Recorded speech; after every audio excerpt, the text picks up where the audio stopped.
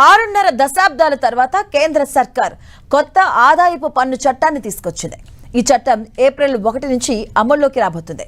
సామాన్యులు సైతం IT filing చేసేలా ఐటీ చట్టంలో మార్పులు చేశారు.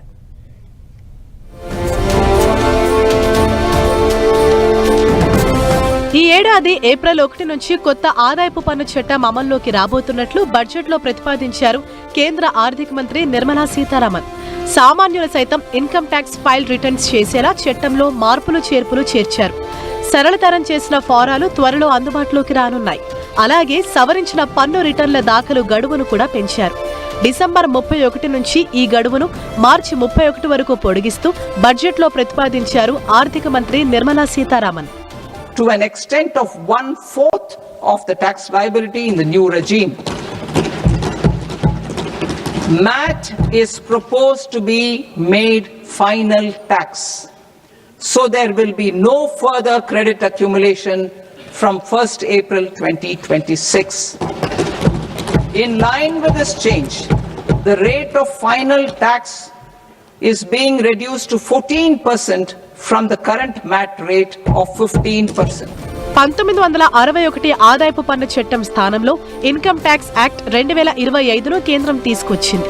ఈ చట్టాన్ని ఈ ఏడాది ఏప్రిల్ 1 నుంచి అధికారికంగా అమల్లోకి తీసుకురానున్నట్లు ఆర్థిక మంత్రి నిర్మలా సీతారామన్ బడ్జెట్లో ప్రకటించారు. ఈ కొత్త చట్టం పన్ను రేట్లలో మార్పుల కంటే పన్ను చెల్లింపు ప్రక్రియను సరళీకరించడం, వివాదాలను తగ్గించడంపై ఎక్కువ దృష్టి పెట్టింది.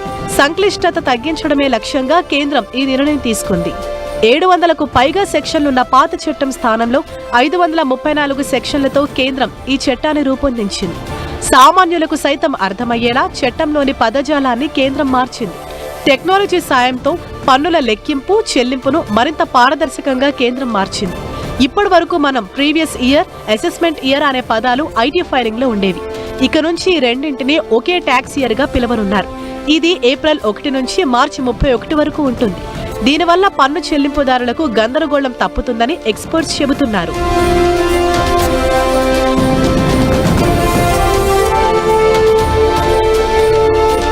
ఇక బడ్జెట్లో వేతన జీవులకు గుడ్ న్యూస్ చెప్పింది కేంద్రం.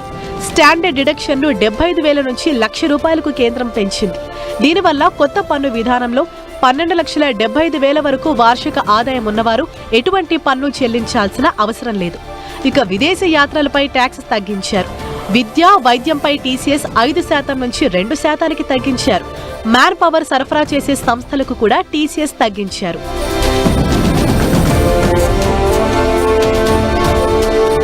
ఆదాయపు పన్ను అంశంలో మరో కీలక ప్రకటన చేసింది కేంద్రం. పన్ను ఎగవేతదారులకు జైలు శిక్ష నుంచి మినహాయింపునిచ్చారు.